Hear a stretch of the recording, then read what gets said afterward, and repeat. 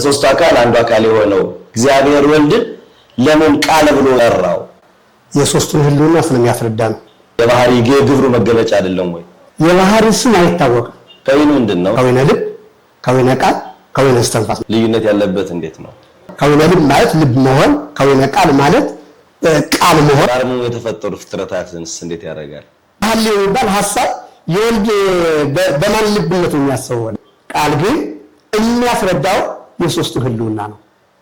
ባህሪያቸው ባህሪ ሥላሴ አንዲት ከሆነች ሶስቱም ሥላሴ ሰው ሆኖ ያስብልም ወይ? ባህሪ ተዋሃደ ካልነ ሶስቱ ሁሉ ሰው ሆኖ ያስብልም ወይ? ያዳነን አሁን ባህሪ ነው ወይስ መለኮት አካል? ያዳነን ማን ነው? እግዚአብሔር የሚለው አንድነት ስም ነው። በተለየ አካሉ እግዚአብሔር ወልድ ብለን ስለምንጠራ ማለት በአብ መሰረትነት አብ ለራሱ ለባዊ የሚያስብ ማለት ነው። መንፈስ ቅዱስ በተለየ አካሉ ተላኪ። ቃል ሥጋ ሆነ ማለት ምን ማለት ነው? ከሁለት አካል አንድ አካል ከሁለት ባህሪ አንድ ባህሪ ሆነ ሲባል መለኮታዊ አካል አለ፣ መለኮታዊ ባህሪ አለ። ምን የሆነ መለኮት ምንነቱን ሳይለቅ በታቅቦ ንሱን ሥጋ ሰው መሆን ወደ መለኮትነት ተለውጦ ቢሆን ባልታቀፈም ነበር። መለኮት ሰው ወደ መሆን ተለውጦ ቢሆን በሕቱም ድንግልና ተጸንሶ በሕቱም ድንግልና መወለድ አይችልም ነበር። መለኮት ሰው ወደ መሆን ተለውጦ ቢሆን ከድንግል ማርያም ጥቶሽ በድንግልና ወተት መፍሰስ አይችልም። ሰው አምላክ ከሆነ በኋላ እንደገና ሰው ብቻ ወደ መሆን አልተመለሰም። በትረ ሙሴ ብትር ነበረች፣ እባብ ሆነች። ሲያነሳ ደግሞ ብትር ሆነች። የሚታመን ሥጋ የማይታመን ቃል ወረደ ስንል በምላት ነው ያለ መለኮት መምጣት መሄድ የለበትም። አሁን አረገ ወረደ ተብሎ ይነገራል። ሁለት ባህሪ ያስብለው የሥጋን ገንዘብ አድርጓት የመለኮትን ገንዘብ ሥጋ ገንዘብ አድርጓት ማለት በአካል ውስጥ ሌሎች አካል እልዋን ሆኖ መኖር ማለት ነው። መለኮት አለ፣ መለኮት አካላዊ ነው፣ የራሱ ባህሪ ያለው ማለት ነው። ሥጋም አካላዊ ነው፣ የራሱ ባህሪ ያለው። አንድ አካል ሁለት ባህሪ ሁለት ግን ሁለት ፈቃድ የሚለው የጳውሎስ አንሳጤ ትምህርት እናመጣ ማለት።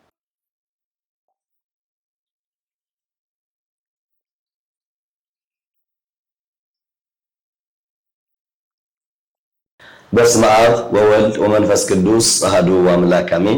ሰላም ተመልካቾቻችን እንዴት አላችሁ? ዋካ ብርሃን ሚዲያ ነው። ዋካ ብርሃን ዛሬ በአዲስ እንግዳ በአዲስ ርዕሰ ጉዳይ ምክንያት ተገናኝተናል። ዛሬ አንድ ታላቅ መምህር ጋብዘናል። እንግዳችን መጋቢ ሐዲስ የኔታ ስምዐኮነ ይባላሉ። በባህር ዳር ለረስዋሃት ቅድስት ሥላሴ ቤተክርስቲያን የትርጓሜ መጽሐፍት መምህር እና የስብከተ ወንጌል መምሪያ ክፍል ኃላፊ ናቸው። መምህራችን እንኳን ደህና መጡ። እንኳን ደህና ቆያችሁ። እንዴት አሉ? እግዚአብሔር ይመስገን። ስለመጡ ደስ ብሎናል። እኔም ደስ ብሎኛል።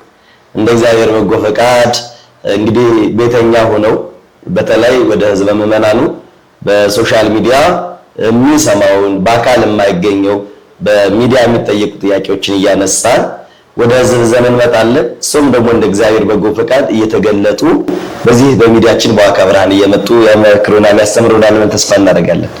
ፈቃድ ይሁን። አሜን። የመጀመሪያው ጥያቄ ከሶስቱ አካል አንዱ አካል የሆነው እግዚአብሔር ወልድ ለምን ቃል ብሎ ጠራው? መልካም። ወንጌላዊ እግዚአብሔር ወልድን ለምን ቃል ብሎ ጠራው ሲባል የሶስቱን ህልውና ስለሚያስረዳ ነው። ወልድ ማስረዳት የሚችለው የሁለቱን ህልውና ነው። ወዝእ ስም ዘውቱ ወልድ ያጠይቅ ህብረተ ህላዌሆሙ ለአብ ወለወልድ። ወልድ ማለት የአብና የወልድን ህልውና ያስረዳል ነው። የቃል ግን የአብን የወልድን የራሱ ማለት ነው የመንፈስ ቅዱስን ህልውና ማስረዳት ይቻላል። ቃለ አብ ወቃለ መንፈስ ቅዱስ ወልድኒ ቃሎሙ ለአብ ወደ መንፈስ ቅዱስ ስለሚል ማለት ነው። ይህን በደንብ ለማየት የመጀመሪያ ቃልን ለማየት የምናያቸው ነገሮች አሉ። የመጀመሪያ አንደኛ የአካል ስም መለየት ይጠበቃል። የአካል ስም የአካል የግብር ስም የባህሪ የግብር ስም ማወቅ፣ ከዛ በኋላ በሁለተኛ ደረጃ ደግሞ የከውን ስም ኩነታት የምንላቸውን እሱ ማወቅ ይጠበቃል። እንስና ቀጣ እንትን ምስጢሩ ሊረዳ ይችላል ማለት ነው። የአካል ስም ምንድነው ሲባል አብ ወልድ መንፈስ ቅዱስ ማለት የአካል ስም። ወላዲ ተወላዲ ሰራጺ የሚለው ደግሞ የአካል የግብር ስም ነው ማለት ነው። የባህሪ የግብር ስም የምንለው ቅዱሳት ሰባቲከ እብየ ሰባቲከ እያልን የምንለው ይሄ የባህሪ የግብር ስም ብለን እንጠራዋለን። ሲብራራ ቅዱሳት የቅድስና ከፍታ እብየ ሰባቲከ የሚለው የጌትነት ልዕልና ከፍታ ተብሎ የሚገለጽ ነው ማለት ነው። አሁን እሱ የባህሪ የግብሩ መገለጫ አይደለም ወይ? የባህሪ ግብር መገለጫ ነው። የባህሪ እንዴት ይሆናል ነው? የባህሪ ስም አይታወቅም። የሥላሴ ባህሪ ስም አይታወቅም። የባህሪ የግብር ስም ነው ሊታወቅ የሚችለው ማለት ነው። ስለዚህ ጌትነት የሚለው ቅዱሳት ሰባቲከ የሚለው መዊ ኃይል እያልን የምንጠራው የሰባቲከ እያልን የምንጠራው የባህሪ የግብር ስም እንለዋለን ማለት ነው። ስለዚህ ይሄን ማወቅ ያስፈልገናል። ሁለታት የምንላቸው ከዊነ ልብ፣ ከዊነ ቃል፣ ከዊነ እስትንፋስ ነው። ከዊነ ልብ በአብ መሰረትነት ራሱ ለባዊ ሆኖ ወልድ መንፈስ ቅዱስ ህልዋን ናቸው ይገናዘቡበታል። ስለዚህ ህልዋን ስለሆኑ ተገናዝበው ያስቡበታል ማለት ነው። ከዊነ ቃል ምን ነው? በአብ መሰረትነት ወልድ ለራሱ የሚናገር ሆኖ አብ መንፈስ ቅዱስ ህልዋን ናቸው ይናገሩበታል። ከዊነ እስትንፋስ የሚለው ደግሞ በአብ መሰረትነት መንፈስ ቅዱስ ሕያው ሆኖ ለራሱ ሕያው ሆኖ አብ ወልድ ህልዋን ናቸው ሕያዋን ሆኖ ይኖሩበታል ማለት ነው። ከዊኑ ምንድነው መምህር? መሆን ከዊነ ልብ ማለት ልብ መሆን፣ ከዊነ ቃል ማለት ቃል መሆን። ይሄ ከዊነ ልብ መሆን፣ ይሄ ልብ መሆን የማን ነው? የአብ ነው ማለት ነው። ከዊነ ቃል የምንለው ቃል መሆን፣ ንባብ መሆን፣ መናገሪያ መሆን የወልድ ነው ማለት ነው። ከዊነ እስትንፋስ ማለት ሕያው መሆን፣ ሕያዋን ሆነው የሚኖሩበት ፍጥረት የማን ነው ሲባል የመንፈስ ቅዱስ ማለት ነው። ቃል እስትንፋስ ማለት ተከፍሎ በሌለባት በአንዲት ባህሪ ያለ የከውን ስም ነው። ልብ፣ ቃል፣ እስትንፋስ ማለት ተከፍሎ በሌለባት በአንዲት ባህሪ ያለ የከውን ስም ነው ማለት ነው። በአንዲት ባህሪ ያለ የከውን ስም ነው። ይሄ ሁለት ነገር አለበት። ይሄም ልዩነት አለበት፣ አንድነት አለበት ማለት ነው። ልዩነት ያለበት እንዴት ነው? ልዩነቱ በከውን ነው። ከዊነ ልብ፣ ከዊነ ቃል፣ ከዊነ እስትንፋስ ማለት በከውን ነው ልዩነቱ፣ የከውን ስሙ ማለት። አንድነቱ ደግሞ መገናዘብ ነው። አንድነቱ መገናዘብ ነው። በህልውና መገናዘብ አንድነቱ ይሄ ማለት ነው። ስለዚህ ወልድ ሰው ሆነ አላለም ወንጌላዊ፣ ቃል ነው ያለው ወልድ። ወልድ ሰው ሆነ መጀመሪያ ያየነው አንድ ነገር አለ። ምን ቢባል የአካል ስም አይተናል።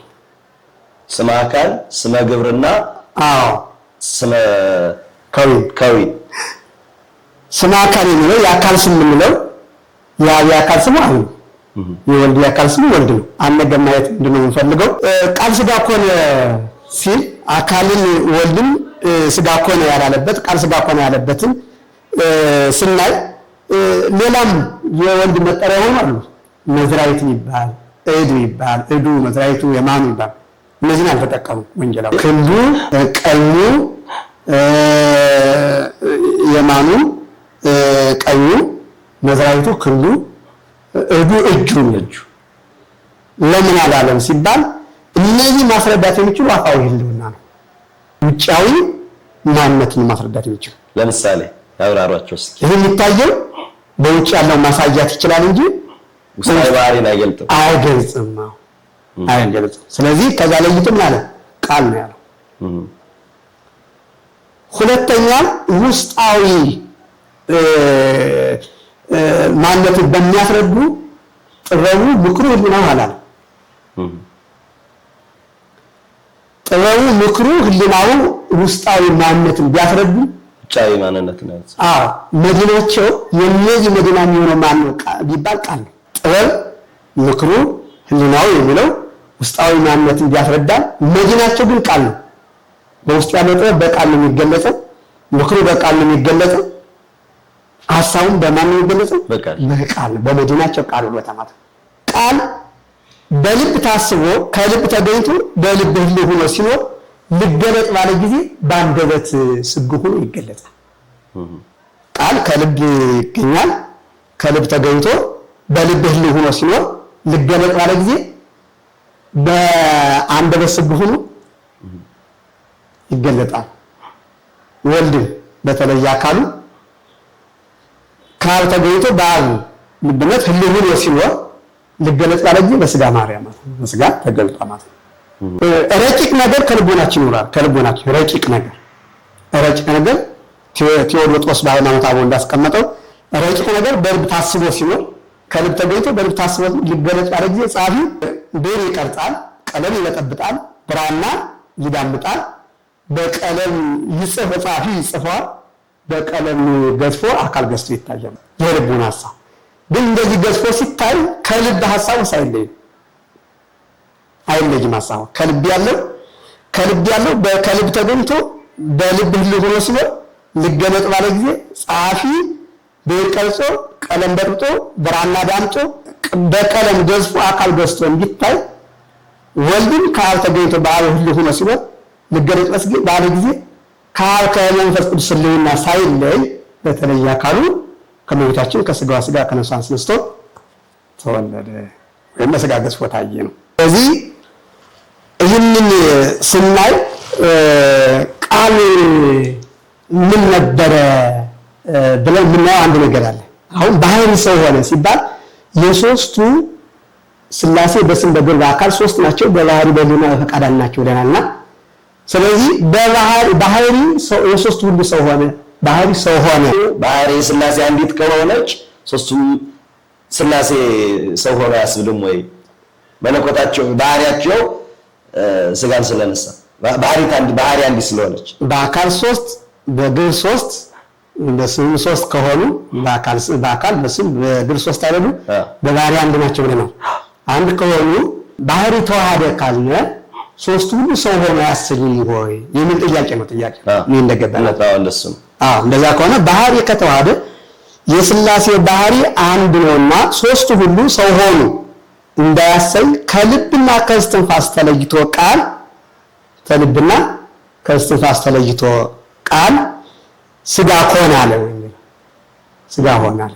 ከልብና ከእስትንፋስ ተለይቶ ቃል በተለየ አካሉ ስጋ ሆነ ወይም ስጋ ሆነ አለ። ቃል ማለት ምን ማለት ነው የሚለውን ማየት ያስፈልጋል። ቃል ማለት በአካለ አብና በአካለ መንፈስ ቅዱስ በከውን የምትለይ በባህሪ የምትገናዘብ ማለት ቃል ማለት ምን ማለት ነው የሚል ከመጣ ባህሪ የሶስቱ ሁሉ ባህሪ ሰው ሆኑ ሶስቱ ሁሉ ሰው ሆኑ እንዳይባል እዚህ ላይ ማየት ስለሚጠበቅናል።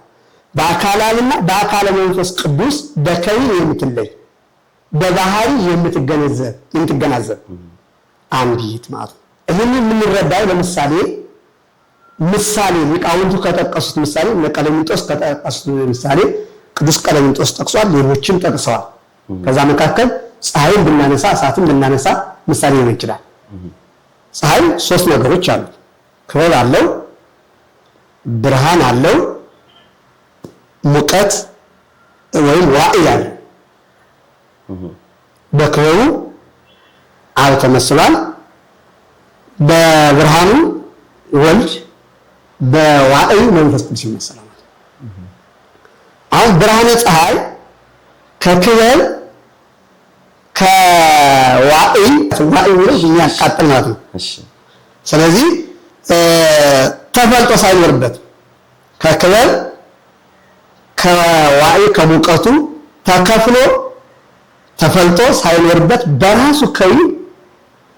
በራሱ ከዊን አለና ማለት በራሱ ከዊን ከካህናችን ጋር ይዋዳ ማለት ካህናችን ጋር ይዋዳ በራሱ ከዊን ማለት ወልድ ከአብ ከመንፈስ ቅዱስ ህልውና ሳይለይ በራሱ ከዊን በራሱ ቃልነት ማለት ነው ምን ሆነ ሲባል ከመቤታችን ከስጋዋ ስጋ ከነፍሷ ነፍስ ሰው ሆነ ማለት ነው።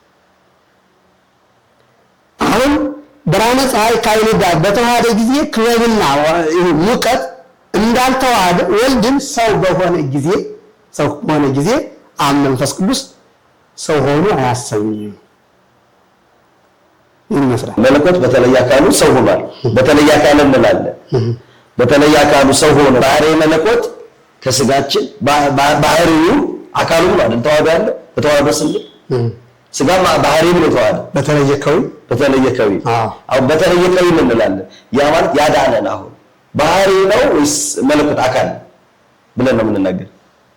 ይህን ቃል ስጋ እኮ ነው የሚለው ላይ ወደም ተዋህደ ከሚለው ላይ ማየት ነው። እዚህ ጋር አሁን ያን ለማየት ምን ያስፈልጋል ሲባል ቃል ስጋ እኮ ነው የሚለው ማየት ያስፈልጋል። ባህሪው በደንብ ይሄ ነገረ ድነት ውስጥ እንገባ ምናየው ምንድነው ሲባል ቃል ስጋ እኮ ነው። ቃል ስጋ እኮ ማለት ተዋህደ ነው። ተዋህደ ማለት ነው ሲባል ከሁለት አካል አንድ አካል ከሁለት ባህሪ አንድ ባህሪ አካላችን አካል ባህሪያችን ባህሪ አድርጎ ወይም ተዋህዶ አካላችን አካል ባህሪያችን ባህሪ አድርጎ አዳነ። አሁን ስለዚህ ያዳነን አሁን ባህሪ ነው አካል ነው ብለን ነው የምንናገር? ተዋህዶ እያልን እኮ ነው። አሁን ባህሪ ብቻ ተዋህዶ አንልም፣ አካል ብቻ ተዋህዶ አንልም እያልን ያለን ነው ከሁለት አካል። አሁን ቃል ስጋ እኮ ማለት አካላዊ ቃል በተለየ አካሉ ምን ሆኗል? ስለዚህ ባህሪም እንደዚህ ከሁለት አካል አንድ አካል ከሁለት ባህሪ አንድ ባህሪ ሆነ ብለን እናስተምራለን። ተዋህዶ ማለት እሱ ነው። ስለዚህ ድህነትን የሰጠን መለኮትን ለአንዱ ብቻ ከፍለን አንሰጥም ነው። ባህሪ መለኮትን አሁን ባህሪ መለኮት ካለን የሶስት አንዲት መለኮት ነው ያለቻቸው። እዛስ አካል አለ። አካል ደግሞ የግል ነው። አብ የራሱ አካል አለው። አብ የሚባል አካል፣ ወልድ የራሱ አካል አለው። መንፈስ ቅዱስ የራሱ አካል አለው። ከአብ የሚለይበት አብ ከወልድና ከመንፈስ ቅዱስ የሚለይበት አካል አለው። ወልድ ከአብና ከመንፈስ ቅዱስ የሚለይበት አካል አለው። መንፈስ ቅዱስ ከወልድና ከአብ የሚለይበት አካል አለው። ልዩ ናቸው። አካሉን አምጥቶ ከስጋችን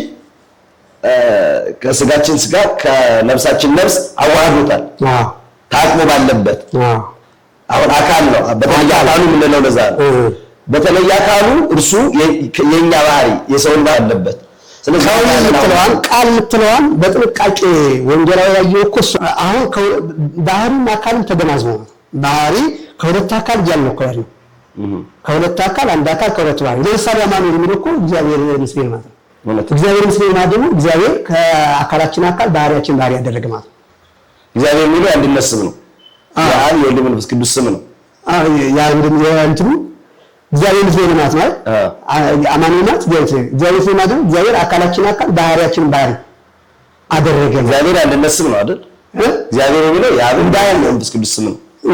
ግን በተለየ አካሉ እግዚአብሔር ወልድ ብለን ስለምንጠራ ማለት ነው። እግዚአብሔር ወልድ፣ እግዚአብሔር መንፈስ ቅዱስ፣ እግዚአብሔር አብ አካልና ያዳነን ባህሪ ሁለቱ አካልና ባህሪ ከሆነማ ወደ ምንፍቅና እንገባ ነው። አይ እንዲብራራተን ድህነት ያዳነን ማለት ነው። ያዳነን ከሁለት አካል አንድ አካል ከሁለት ባህሪ አንድ ባህሪ ሆኖ ነው። ግንዛቤ ውስጥ የገባን እኮ ቅድም ወልድ ተዋሃደ እንዳይባል አካል ብቻ ተዋሃደ፣ ወልድ ሰው ሆነ ቢል አካል ብቻ ተዋሃደ እንዳይባል ቃል ብሏል።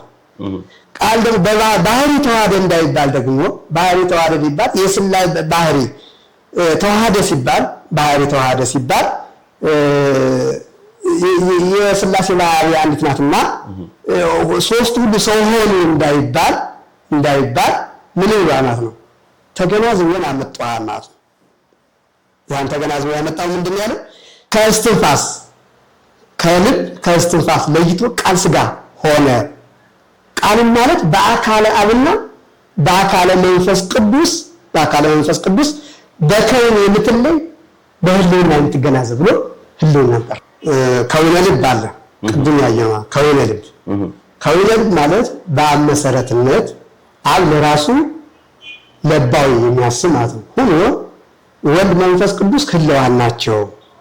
ስለዚህ በአብ ልብነት ይላሉ ያስባሉ ነው መገናዘብ። እነሱ ያስባሉ ፍጥረትም እንዲያስብ ያደርጋሉ አይደል? ስማ ባህሪያው ቀስ ምን ማለት ነው?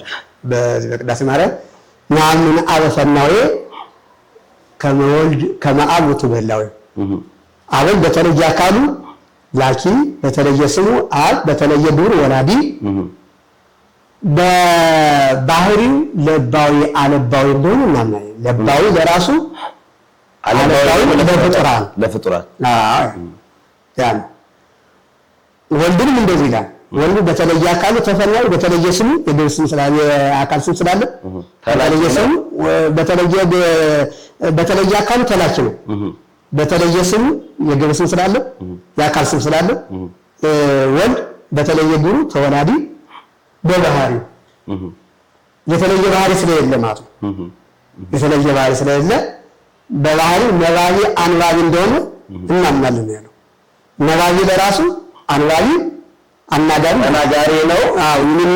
የሚናገር ነው። ሌሎች ፍጥረታት ደግሞ ይናገሩበታል በጸጋ ማለት ነው አይደል?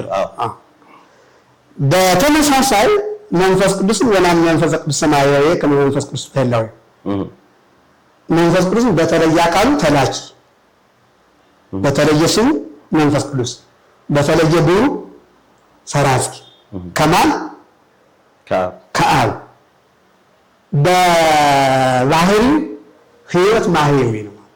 ስለዚህ ፍጥረት በሙሉ በጸጋ ህይወት ለራሱ ነው እንዲኖር ማህየዊ ደግሞ ለፍጡራን ነው። በዚህ ልክ ገልጾታል ማለት። እሺ አመሰግናለሁ። እግዚአብሔር ይስጥልኝ። ተመልካቾቻችን ግራ ያገባችሁ በተለይ መሀል ላይ ስንነጋገር ያልገባችሁ ካለ ደግሞ እናንተም ማመልከታችሁ ጥያቄዎቻችሁን አንስታችሁልን በቀጣይ ከመምህራችን ጋር ሰፋ አድርገን እናየዋለን። በቀጣይ ጥያቄ እንለፍ። የኔታ ቃል ሥጋ ሆነ ማለት ምን ማለት ነው? ቃል ሥጋ ሆነ ማለት ተዋሃደ ማለት ነው። ተዋሃደ ማለት ደግሞ ከሁለት አካል አንድ አካል፣ ከሁለት ባህሪ አንድ ባህሪ፣ ከሁለት ግብር አንድ ግብር፣ ከሁለት ፈቃድ አንድ ፈቃድ ሆነ ማለት ነው።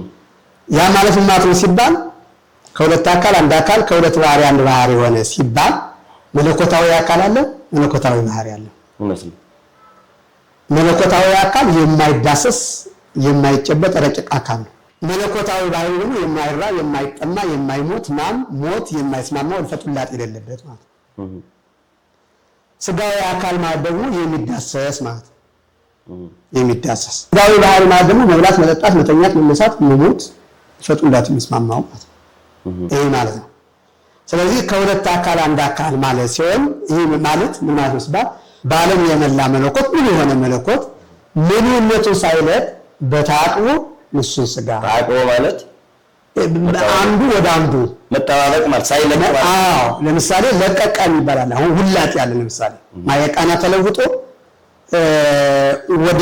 ወደ የወይን ጠጅነት እንደተለወጠው የሎጥ ሚስት ተለውጣ ሰው የነበረችው የጨው ሐውልት እንደሆነችው መለኮት ተለውጦ ሰው ሆነ ይባላል። የመጀመሪያ ማንነቱን እንደያዘ ሙሉ መለኮት ምንነቱን ሳይለቅ በተአቅቦ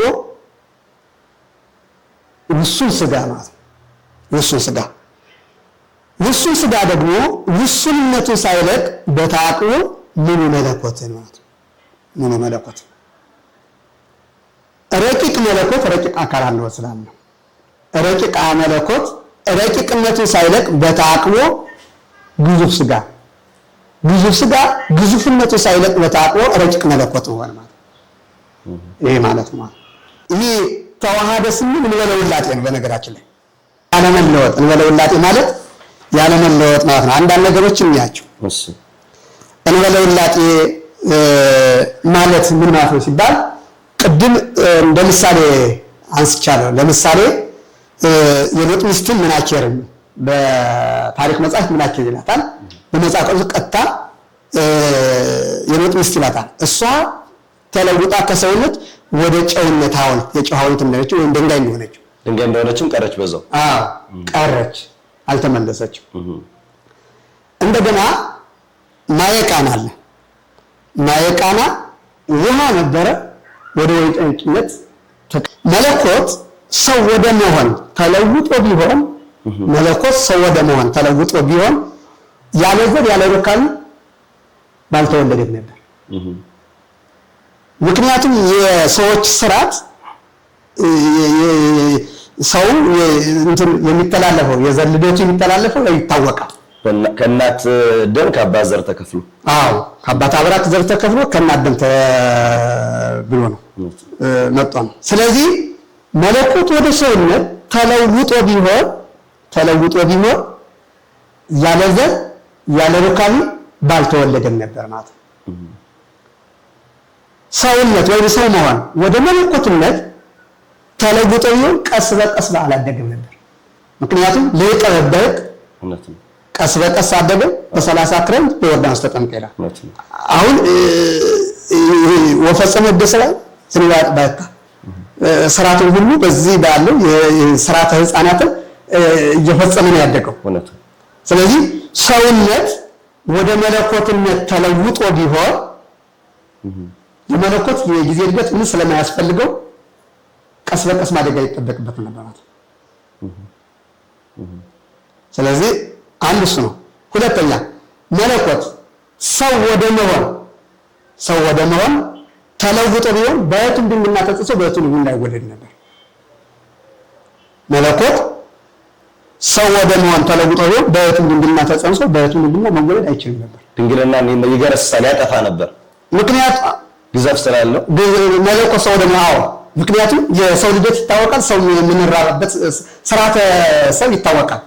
ስለሚታወቅ ማለት የእናትን ከአባት አብራክ ነው ከአባት ዘር ተቀብሎ ነው መጸንሰው የሚችሉ እናቶች። ስለዚህ ለዛ ነው የሄደው ስርዓተ ድንገት ላይ ስርዓተ ድንግልና ሆኖ የምትወልድ ሴት የለችም። ድንግልናው አላጥፍቶ ነው። ስለዚህ መለኮት ሰው ወደ መሆን ተለውጦ በየቱም ድንግልና ተጽሶ በየቱም ድንግልና ባልተወለደም ነበር።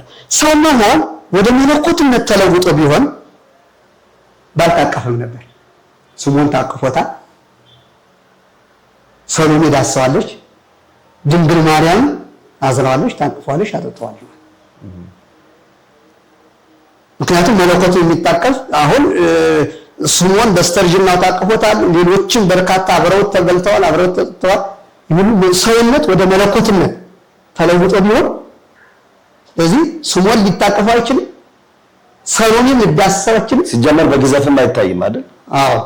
ተለውጧል። ግዘፍ ያለው አካልም አይኖረው። ስለዚህ ከሁለት አካል አንድ አካል ከሁለት ባህሪ አንድ ባህሪ ማለት በታውቁ እነዚህ ተዋሃደ ምን እሱ ነው ማለት ነው። ሌላው አንድ ነገር ልጨምር። መለኮት ሰው ወደ መሆን ተለውጦ ቢሆን ከድንግል ማርያም ጡቶች በድንግልና ወተት ባልፈሰሰም ነበር። ወተት አይፈስም ነበር። መለኮት ሰው ወደ መሆን ተለውጦ ቢሆን ከድንግል ማርያም ከድንግል ማርያም ጡቶች በድንግልና ወተት መፍሰስ አይችልም። ደናግላን ምንም አይነት ምግብ ቢቀልቧቸው ከወንድ ዘር እስካልተቀበሉ ድረስ ወተት ማስገኘት አይችሉም። ይትካሉ ማለት ከሚያወዛሊ ዘር የተራክቦትም ስለደው ከወንድ ዘር እስካልተቀበሉ ድረስ ወተት ማስገኘት አይችሉም ይላል።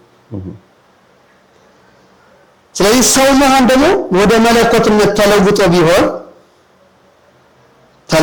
ቢሆን ጡት ለመጥባት አፍን ባልከፈተም ነበር። ሰው መሆን ሰውነት ወደ መለኮትነት ተለውጦ ቢሆን ከመኝታችን ጡት ለመጥባት አፍን ባልከፈተም ነበር። ስለዚህ ከሁለት አካል አንድ አካል ከሁለት ባህሪ አንድ ባህሪ ከሁለት ግራ አንድ ጎን ነው ማለት ነው። ስለዚህ ለለውላጥ የምንለው ይሄ ለለሚጠት ነው። ሰው የተዋሃደ ሚጠት ማለት መመላለስ ማለት ነው። ሚጠት ማለት መመላለስ ማለት ነው። ሰው አምላክ ከሆነ በኋላ እንደገና ተመልሶ ወደ ሰውነት አልተመለሰ፣ ሰው ብቻ ወደ መሆን አልተመለሰም። መለኮትም የሥጋን ባህሪ ካደረገ በኋላ መለኮትን ሥጋውነቱን ለቆ ወደ መለኮትነቱ አልተመለሰም ማለት ነው። መመላለስ ማለት ነው። በተረሙስ ነበርሽ ምሳሌ እዚህ ላይ ብትር ነበረች፣ እባብ ሆነች። ሲያነሳ ደግሞ ብትር ሆነች። ወደ እባብነት ተመለሰች። ከእባብነት ወደ ድላነት ብትርነት መጣች። አሁን ምን ወደ ሚጠት ማስ ነው። መለኮት ሰው ሆነ። ከዛ በኋላ ደግሞ እንደገና ደግሞ በሚሞትበት ጊዜ ጥሎት አልሄድም እንደተዋደው ማለት ይሄ ነው ሚጠት መመላለስ ማለት። በተረሙስ ብትር ነበረች፣ እባብ ሆነች፣ ተመልሳ ደግሞ ሆነች። ብትር ነው ሲያነሳት ብትር ነው። ማየ ግልጽ ውሃ ነበረ፣ ደም ሆነ፣ ተመልሶ ደግሞ ነው ውሃ ይሄ ነው ነበር መመላለስ የለበት መለኮት ነበረ መለኮት ገዛ እንትን ወር የሚባልበት ማለት ነው መለኮት ሞቱ ተወና ስጋ ብቻ ሆነ ጨርሶ ደግሞ መጨረሻ ላይ ሲሄድ ስጋዊ ባህሪውን ተወና መለኮት ሆነ አይባል ማለት ነው መመላለስ ነው ሚጠት ማለት ነው ስለዚህ ተዋሃደ ስንል ያለ መለወጥ ነው ተዋሃደ ስንል ያለ ሚጠት ነው ማለት ተዋሃደ ስንል ሌላው ተዋሃደ ስንል ያለ ትሳሄ ነው ትሳሄ ማለት ምን ማለት ነው ሲባል ያለ መቀላቀል ትሳሄ ማለት መቀላቀል መበረዝ መደባለቅ ማለት ነው ትሳሄ ማለት መቀላቀል መበረዝ መደባለቅ ስለዚህ የአምላክነት ባህሪ ከሰውነት ባህሪ ጋራ ተቀላቀለ ማለት እንደሚሉት አይደለም ማለት ተዋሃደ አሁን የአምላክነት ባህሪ ከሰውነት ባህሪ ጋር ተቀላቀለ የሚሉት ብቻ ነው የሆነ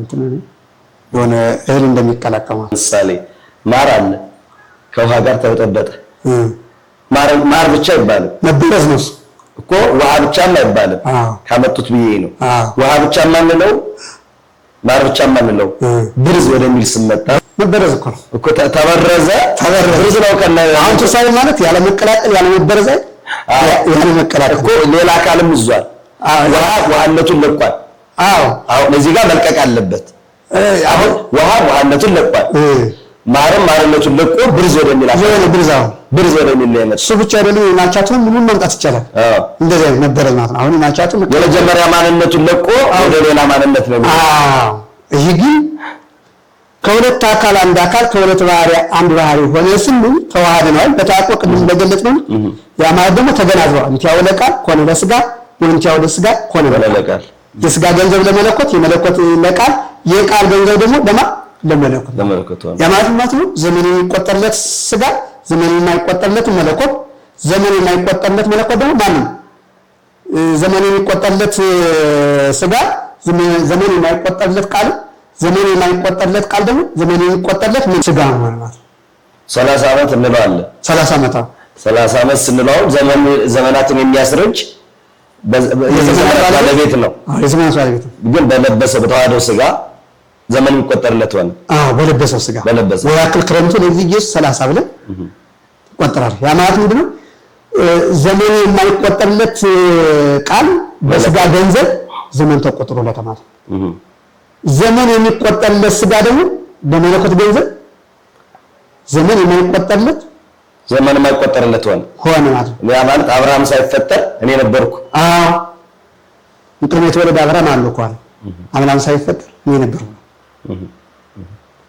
ስጋ ራሱ ያያብናየው ነው ዛው ያስተማረ አብና ሳየና ይበቃ ነው ሲል ዘሬ ይያ የሪዮላው የኛየ አብናየ ስለዚህ ይህንን ማየት ያስፈልጋል ተገናዝቧል የሚታመን ስጋ የሚታመን ስጋ የማይታመን ቃል የማይታመን ቃል ደግሞ ማን ነው የሚታመን ስጋ ይራባል ይጠማል ይደክማል የሚደክም ስጋ የሚጠማ ስጋ የሚራብ ስጋ የማይደክም መለኮቱን ወይም ቃል በዛው በመጣንበት የማይደክም መለኮቱን የማይጠማ መለኮቱን የማይራብ መለኮቱን ተዋህዶ እዚህ ጋር ተያያዘ አሁን ወረደ ስንል በመላት ላይ ያለ መለኮት መምጣት መሄድ የለበትም አሁን አረገ ወረደ ተብሎ ይነገራል ይነገራል እስኪ ያብራሩ ለተመልካቾቻችን አሁን እንዘምራለን ዘመነ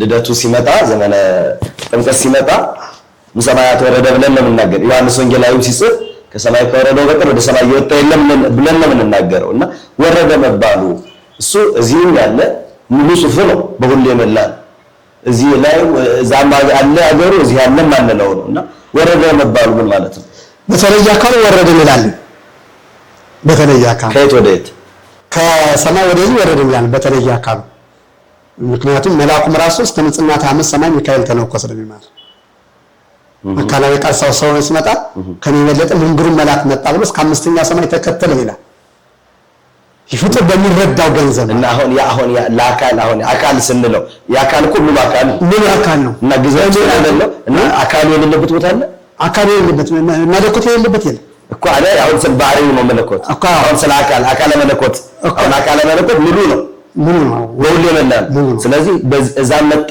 እዚህ አዳን ነው እኮ ወረደ አሁን አረገ ስንል የራስ ምክንያት አለ ምናልባት ያይመጥን ይችላል አረገ ምን ይልበት ወረደ ስንል አረገ የስጋ እርገት መቼ ነው ብለን ስናነሳ ምናነሳው ነገር አለ በማይጸና አይደል እውነት ነው በማይጸና ምናልባት ይረቅ ይችላል ወረደ ስንል ዓለምን ለማዳን የመጣበትን ዓላማ ነው እንጂ ምንነት የለው ማለታችን አይደል አይ ለአካል ብለው ስለነበረ ነው አካል መለኮት ነው ግን ወረደ ስንል በዓለም ሁሉ አይደለም እያልን አይደለም የተወሰነ ቦታ አለው እያልን አይደለም ልክ እንደ ሚካኤል እንደ ገብርኤል እንደ ሱራፌል በዚህ ወድማት ነው ማለት አይደለም መንፈስ ቅዱስ ወረደ ስንል ተላከ ስንል ይህን በደም ስናነሳ ግብራቸውን መግለጽ ካልሆነ በስተቀር በዓለም ሁሉ አይደለም እያልን አይደለም ስለዚህ ያ ነው ማለት ነው ስለዚህ አሁን ወረደ ስንል ሰው ሆነ ብለው ሰው ሆነ ባህሪያችን ገባ ብለው ወረደ አካል እንዳካ ከሁለት ባህሪ አንድ ባህሪ ሆነ ማለት ወረደ የሚለውን ካነሳ ያን ነገር ያለ ይመጣ ዓላማው ምንድነው ወረደበት ሲባል የወረደውን ለማንሳት ነው የግጽ ወረደ ስንል ምክንያት ምንድነው ስንል የቃል ወረደ የቃል ወረደ ደግሞ ዋናው ምንድነው ምክንያት ሲባል ያዳም ወረደ ያዳም ወረደ ምክንያት ምንድነው ሲባል ያዳም ኃጢአት መስራት ያዳም ኃጢአት መስራት ወረደ የሚለውን ካነሳን ማለት ነው ስለዚህ ነገረ ስጋዌ ስናነሳ አንዱ እሱ መሰረታዊ ነገር እሱ ነው ያዳም ኃጢአት መስራት ደግሞ ምክንያቱ ምንድነው ደግሞ ጠላት ነው ጠላት ዲያብሎስ ነው እነዚህ ናቸው ማለት ስለዚህ ወረደ ሲባል በኃጢአት የወረደውን የተሰደደውን አካል ተዋህደ ማለት ነው ሐዋርያው ጳውሎስም ምን ይላል በፊልጵስዩስ መልእክቱ ላይ ራሱን አዋረደ ዝቅ አደረገ የባሪያውን ስጋ የተዋረደውን በኃጢአት የተዋረደውን ስጋ ገንዘብ ማድረጉ ወረደ ያስብለዋል ማለት ነው ወዋግዝ ነው ባሪያችን ባሪያ አደረገ አካላችንን አካል አደረገ ስለዚህ ይሄ ነው ስለዚህ ወረደ ስንል በመለኮት አካል እዚህ ጋር መውጣት መውረድ አቀበት መውረድ አለበት ማለት ይያልና አይደለም ነገር ግን ለማዳን የመጣው ነው ዋናው ትልቁ ነገር ሰው ለመሆን የተደረገውን የሥራ የማዳን ሥራ ማለት ነው ቅድም እንደነገርነው ይሄ ያዳም መውደቅ ዲያብሎስ አይደለም ካዳም ይወጣ የቃል ኪዳን ራስ ነው በነገራችን ላይ ያዳም የቃል ኪዳን ራስ ሲሆን አዳምን ለመጣል ግን በጣም የተደበት መስመራዊ እንትን አለው ቴክኒካዊ የሆነ ስልታዊ ንበለው ወይ ጥበባዊ ንበለው የሄዱ ሶስት ነገሮችን እናያቸዋለን በጣም የሚገርም ነገር ሶስት ነገሮች በሚገርም ይሄ አዳምን ለመጣል የሄደበት ያ ጥበቡ የሰይጣን የዲያብሎስ ማለት ነው አዳም የመጀመሪያ ቃል ኪዳን ራስ ነው እንዳትበላ የሚለውን ትእዛዝ የተሰጠው ለአዳም ነው ግን መጽሐፍ ቅዱስን ቀጥታ ሄደን ስናነበው በሚገርም ሁኔታ ወደ አዳም ሄደ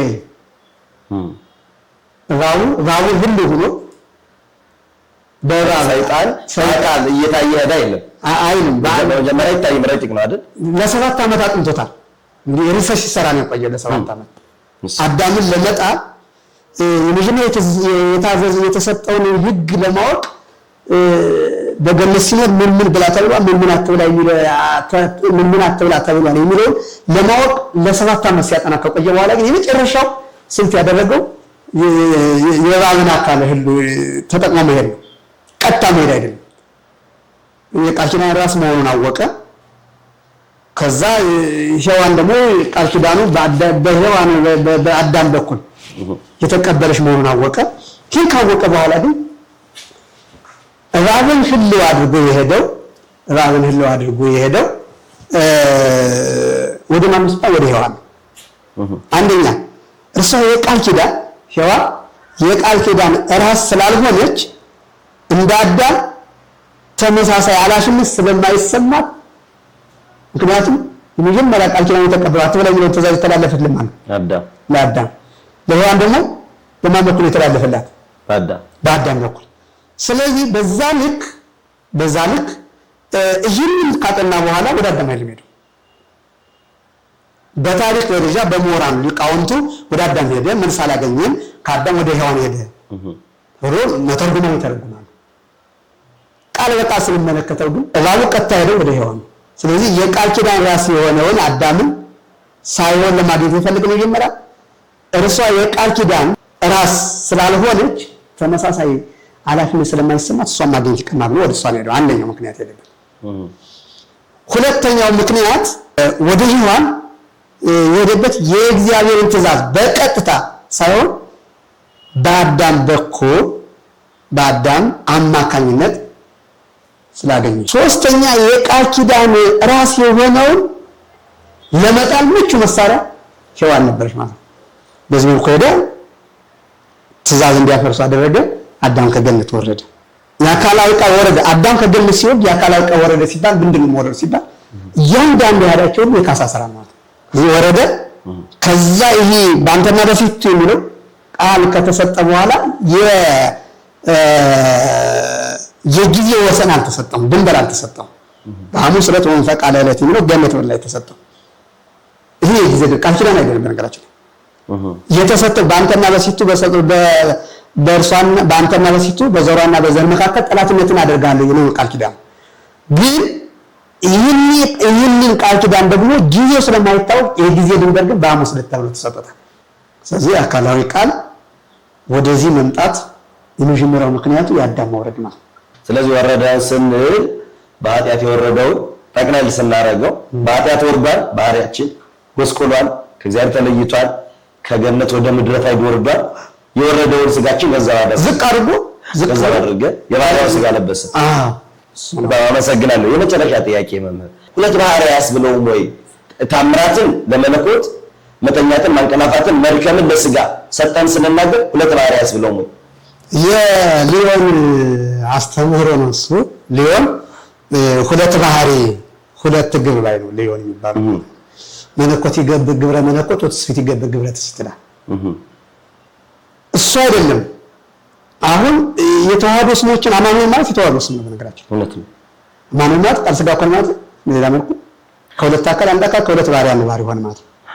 ስለዚህ ያ ማለት በሁለት በአንድ አካል ሁለት ባህሪ አሁን እየተጠየቁት ያለ እየጠየቁኝ ያለ በአንድ አካል ሁለት ባህሪ ማለት ነው። የሊዮን አያስብልም ወይ? አያስብልም። ለምን ከተባለ ከሁለት ተገናዝበዋል ብለናል። እንቲያው ለቃል ኮነ ስጋ ብለናል። ወንቲያው ለስጋ ኮነ የስጋን ገንዘብ አድርጓል፣ የመለኮትን ገንዘብ ስጋ ገንዘብ አድርጓል ማለት ነው። ይበላል ግን አዳሪና ማይድ አይደለም። አለመብላቱን እንደያዘ ይበላል። አዎ አለመድከም እንደያዘ ይደክማል። ገንዘብ ተዋህዷል ማለት ነው። ታጥቦ ግን አለበት። ይህ መርሳት የለበት ማለት ነው መለኮት ማለት። ስለዚህ ይህንን ታጥቦ በደንብ አድርገን ይሄ ለምሳሌ ሙሴ በኮሬብ ተራራ በጎችን እየጠበቀ በሲና ተራራ እሳቱና ቅጠሉ ተዋህዶ አይታቸዋል። ግን እሳቱ ቅጠሉን አይበላው፣ ቅጠሉ ደግሞ እሳቱን አያጠፋው ማለት ነው። ይሄ ሊቁ ተርጉሞታል። ሊቁ ቄርሎስ የመለኮትና የትስብእት ምሳሌ አድርጎ ይላል። ያ ማለት እሳቱ የመለኮት ምሳሌ አድርጎ ነው የገለጸው ሊቁ ሲተረጉም። ቅጠሉን ደግሞ የትስብእት ስጋ ማለት ነው። የትስብእት ማለት ከመሬታችን የነሳው ስጋ ማለት ነው። ሁለቱ ላይ ግን ተዋህደዋል። መለየት አይቻልም። ሙሴ ያየው መለየት አይቻልም። ሁለቱ ተዋህደዋል። ግን አንዱን ያጠፋው ቅድም ይላል እያለ ስናነሳው ነበር። አንዱ ያጠፋው ማለት አንዱ ያጠፋው ምን አለ በመካከል ሲባል ቅድም ስናነሳው ነበር ታቆም ይባል ማለት እሳቱ አለ። እሳቱ ቅጠሉን አይበላውም። ቅጠሉ አለ። ቅጠሉ ደግሞ እሳቱን ያጠፋል። ምስተጻራን ናቸው። ስለዚህ ቅጠሉ ደግሞ እሳቱን ያጠፋው። በተመሳሳይ መለኮት አለ። መለኮት አካላዊ ነው፣ የራሱ ባህሪ ያለው ማለት ነው። ስጋም አካላዊ ነው፣ የራሱ ባህሪ ያለው። ከዛ ሁለቱ ግን ይኖራል። ከሁለት አካል አንድ አካል፣ ከሁለት ባህሪ አንድ ባህሪ በምን በታቆ ማለት በታቆ። ስለዚህ በዚህ ልክ ነው የምንረዳው ማለት ነው። እና ይሄ አያስብልም ነው በአንድ አካል ሁለት ባህሪ መለኮት ይገብ መለኮት ወትስብእት ይገብ ትስብእት የሚል ከሆነ መለኮት ይገብ መለኮት በሚራብ ጊዜ በሚጠማ ጊዜ የስጋ ገንዘብ ማድረግ ማለት ነው። የሊዮን አስተምሮ ማለት ነው።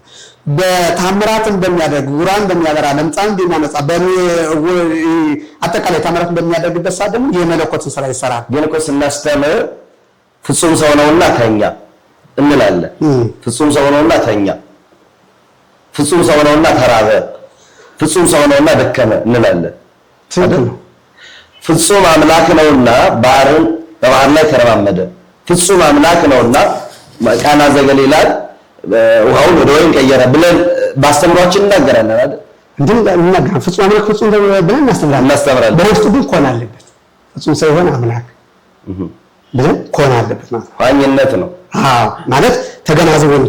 ፍጹም ሰው ሲባል መለኮት የሌለበት እንዳያስብ በውስጡ ምን አለ? ፍጹም ሰው ፍጹም አምላክ አይደል? ፍጹም ሰው ነው። በስጋ ገንዘብ ይበላል። ፍጹም አምላክ ነው።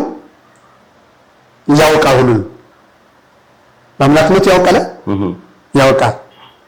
ቅድመ የጸውር ከፊልጶስ ሪኩ ከበታይታ ጸበለስ አይደል? እውነት ነው። ፊልጶስ ሳይጠራ ከጸበለስ። ስለዚህ ይሄ ፍጹም አምላክ አዋይ ስጋ ይሄን እንትን የለም ውሱን የስጋ ወቀት ስለሆነ ማለት እኮ የስጋ ለስጋ ሰጠን። አሁን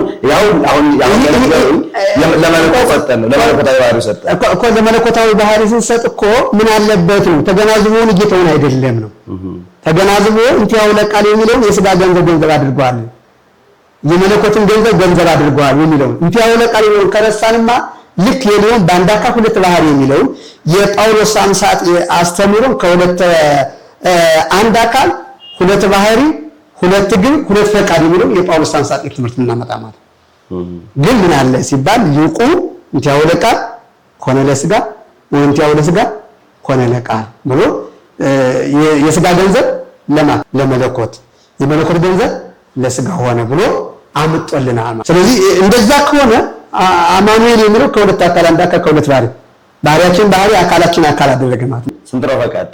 አንድ ፈቃድ ነው። የስጋ አንድ ፈቃድ ብለን አንናገር። አሁን ከሁለት ፈቃድ አንድ ፈቃድ ከሁለት ግብር አንድ ግብር። አሁን ሁለት አይነት አይደለም። አንድ አካል ሁለት ባህሪ ሁለት ግብር የሚል አለ። ማን ነው? ሊዮን። አንድ አካል ሁለት ባህሪ ሁለት ግብር ሁለት ፈቃድ የሚል አለ። ማን? ጳውሎስ አምሳጤ ማለት ነው። እዚህ የእሱ አስተምሮ ነው። እጅጉን አድርጌ አመሰግናለሁ የኔታ።